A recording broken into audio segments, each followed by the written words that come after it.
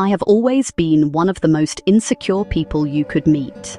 That inner pain pushed me to seek relief in many ways that were considered unusual at the time, but are now considered quite standard. On the surface, I appeared to have everything, but inside, I was trying to fill a void I felt so deeply. I began visiting an energy healer I'd been recommended at a holistic clinic. The Japanese call this form of energy healing Reiki. When the healer took off her shoes because she said they were uncomfortable, I immediately took off mine too, saying that I liked to be barefoot whenever possible. I went at first for an aura cleansing, but by the second visit, I realized what I truly wanted was to talk. I was hesitant, not wanting to take up too much of her time, but she could sense things in me, and gradually I began to ask questions. She was straightforward, never spoke in riddles. That was something I valued deeply, because in royal circles everyone always seemed to talk in code. With her, I didn't have to guess what anyone meant. She became someone I could lean on, someone understanding. We met often, several times a week, and sometimes after a session I would ask if we could simply sit and talk. I'd ask hypothetical questions like, if this happened, what would you do? She listened, and in turn, I found that I could listen too. Eventually, I asked her to come and cleanse Kensington Palace itself. We began our sessions in my bedroom, in front of the chaise lounge covered in embroidered cushions and my cuddly toys.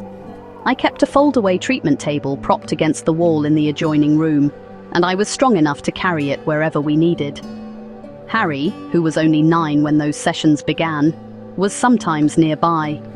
He never truly sat in, but one day he looked pale and unwell. We went into a small sitting room, and I held him on my lap, his head resting on my shoulder. She did a light healing session with him, nothing formal, but he enjoyed the attention.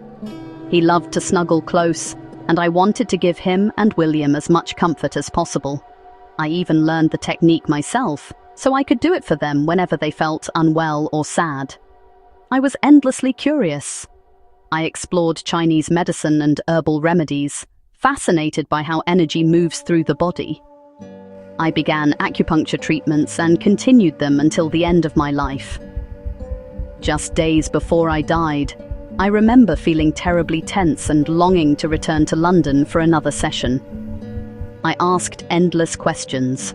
Why a needle was placed here, what each point represented, because I wanted to understand. I bought stacks of books on Chinese medicine and healing traditions.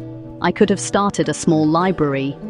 I often said that their medicine was 5,500 years old, while ours had only been developing for a century and a half.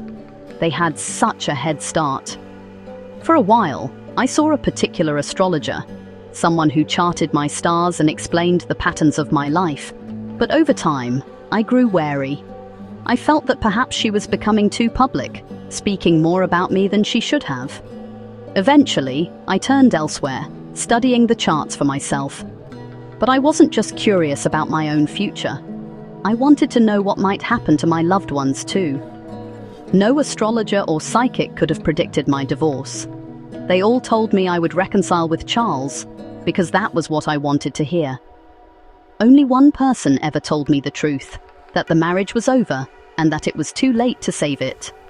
And yet, through my fascination with all these healing paths, I met the man who became the love of my life.